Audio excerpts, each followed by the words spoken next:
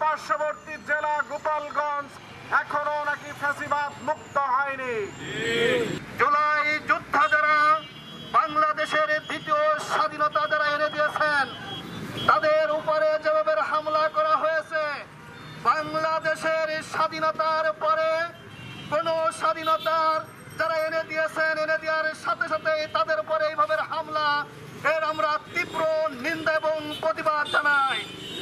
বিগত আগস্ট এবং জুলাইয়ের বিপ্লবের মহানায়কেরা রক্ত দিয়ে, জীবন দিয়ে বাংলাদেশকে হানাদার মুক্ত করেছিল, বাংলাদেশকে স্বৈরাচার মুক্ত করে আমাদেরকে একটি নতুন বাংলাদেশ উপহার দিয়েছিল।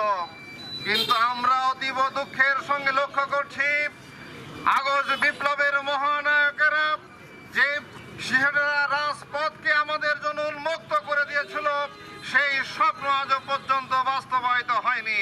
আমরা এই জুলাইয়ের মাসে দাঁড়িয়ে একটি কথা বলতে চাই, বিগত সময় আমরা দেখেছি আমাদের দাড়ি টুপি দেখলেই হুজুরদের জঙ্গি ডাক দিয়ে সেখানে তাদেরকে নির্বিচারে গুলি করে হত্যা করা হতো। কিন্তু কালকে বাংলার মানুষ দেখেছে আসলে জঙ্গি কারা, অস্ত্র দিয়ে নিরীহ ছাত্র জনতা যোদ্ধাদের ভাইদের উপর কিভাবে হামলা করা হয়েছে। তবুও কেন তাদেরকে আইনের আওতায় এনে গুলি করা হলো না, তাদেরকে গ্রেপ্তার করা হলো না, এই ঘটনার থেকে আমরা তীব্র প্রতিবাদ নিন্দা জানাচ্ছি। 24-এর 20 সেনানীদের উপর অতর্কিত হামলার যেন সুষ্ঠু তদন্ত সাপেক্ষে তাদের দ্রুত গ্রেপ্তার জানাই। আমি পুলিশ ভাইদের উদ্দেশ্যে আরেকটা কথা বলবো, 24-এর জুলাইয়ের কথা ভুলে যান না।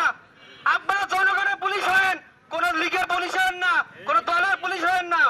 সাধারণ জনগণের টাকা আপনাদের বেতন হয়। যে সন্ত্রাসী হামলা হয়েছে গোপালগঞ্জে, আমি তাদের সুষ্ঠু বিচার চাই এবং তাদের ধরে যেন যেথায় আছে যে জায়গাতে 24 ঘন্টার ভিতরে অ্যারেস্ট করে আইনের আওতায় এনে তাদের উপযুক্ত শাস্তি প্রদান করা হয়।